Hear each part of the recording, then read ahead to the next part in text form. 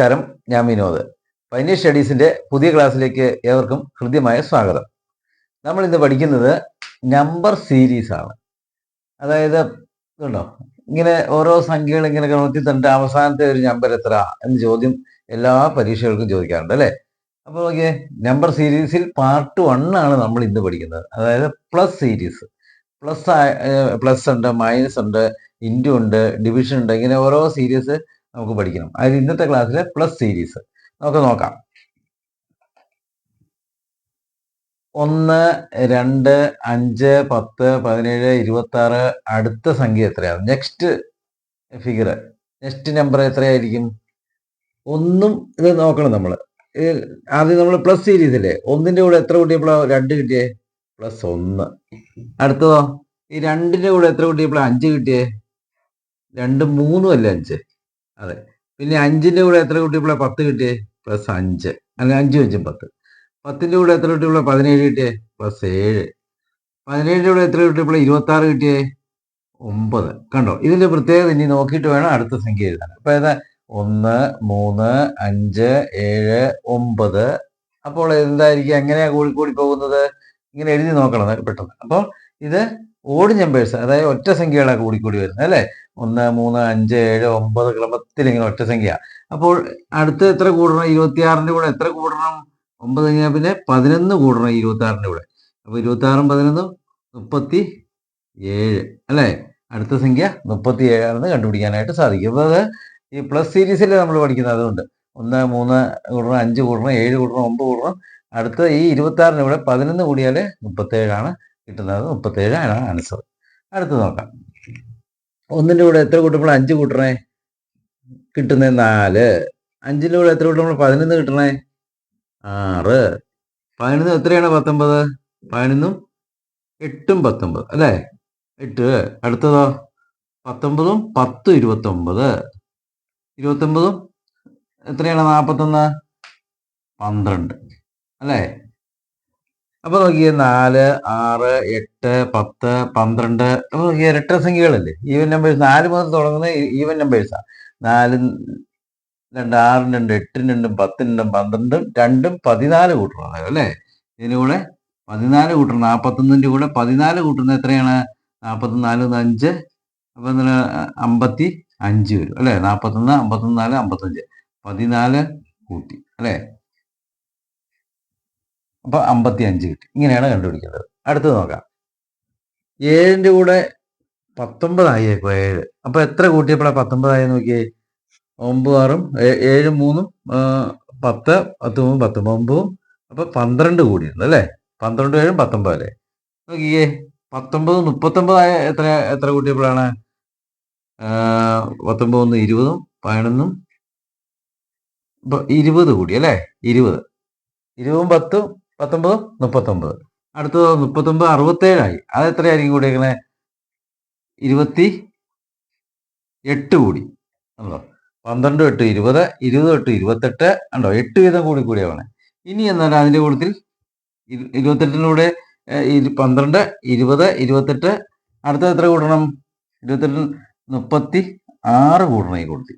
67ന്റെ കൂടെ 36 കൂട്ടാം. 67, 36, 7, 13, 4, 103 വരും ഇവിടെ അല്ലേ?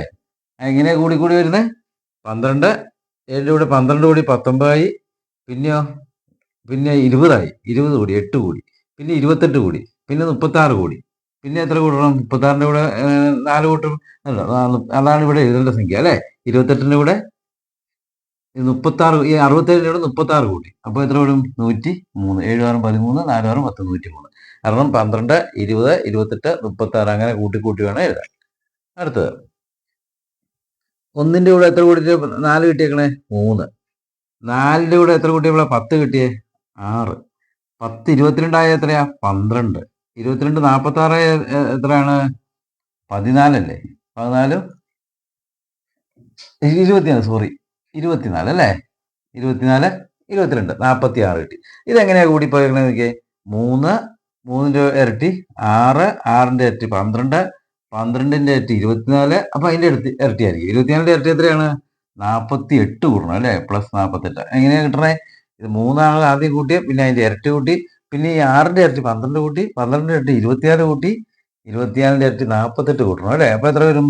ഈ 46ന്റെ കൂടെയാണ് അടുത്ത കൂട്ടേണ്ടത് അല്ലേ? 46, 48, 8 6 14, 5 94 വേണം ഇവിടെ. കാരണം കേട്ടോ 3, അതിൻ്റെ ഇരട്ടി 6, അതിൻ്റെ ഇരട്ടി 12, അതിൻ്റെ ഇരട്ടി 24, അതിൻ്റെ ഇരട്ടി 48 വേണം ഈ 46ന്റെ കൂടെ കൂട്ടാൻ. അപ്പോൾ അങ്ങനെ കിട്ടി. 8 6 14, 5 4 9 94. അടുത്ത് നോക്കാം. 13 കഴിഞ്ഞാൽ പിന്നെ 35. അത് എത്രയാണ്? 13 7 20 17 22 ആണ് കൂടുതൽ. 13 22 35. 35 57 കിട്ടണ എത്ര വേണം? അത് 22 അല്ലേ? 35 22 5 7 57. അടുത്ത് നോക്കിയേ 57 79 എത്രയാണ്? 22 കൂടിയേക്കണം അല്ലേ? കേട്ടോ 5 2 7 അല്ല 7 2 9 5 2 79. അപ്പോൾ എല്ലാം 22 വീതം കൂടി പോയേക്കണം. അപ്പോൾ അടുത്തത് എത്രയായിരിക്കണം കൂട്ടേണ്ടത്? 79ന്റെ കൂട്ടത്തി 79 22 9 11 101 വരും അല്ലേ? 101. അപ്പോൾ ഇങ്ങനെ നമ്മൾ ഒരു കാര്യം ശ്രദ്ധിച്ചാൽ മതി. എത്ര വീതമായി കൂടുന്ന ക്രമം എങ്ങനെയാണ് എന്ന് നമ്മൾ ശ്രദ്ധിച്ചിട്ട് ഇവിടെ വരെ നമ്മൾ നോക്കുക. എന്നിട്ട് അതനുസരിച്ച് അപ്പുറത്തെ ലാസ്റ്റ് സംഖ്യ എഴുതിയാൽ മതി. ഒരെണ്ണം നോക്കി ഇത് നോക്കിയേ 100 102. അപ്പോൾ 2 കൂടിയേക്കണേ. 102 കഴിഞ്ഞ് 105 അത് 3 കൂടിയേക്കണേ. 105 110 5 കൂടി. 110 117 7 കൂടി. അപ്പോൾ ഇതെന്താണ്? ഈവൻ നമ്പേഴ്സ് ആണോ? ഈവൻ നമ്പേഴ്സ് ആണെങ്കിൽ 2 കാണരുതായിരുന്നു. അല്ല 3 5 7 കാണില്ല അല്ലേ? 2 മാത്രമേ ഉള്ളൂ. ഓഡ് നമ്പേഴ്സ് ആണോ? ഓഡ് നമ്പേഴ്സ് ആണെങ്കിൽ 2 ഓഡ് നമ്പർ അല്ലല്ലോ. പിന്നെ എങ്ങനെയാണ് ഇത് കൂടിപ്പോയെ?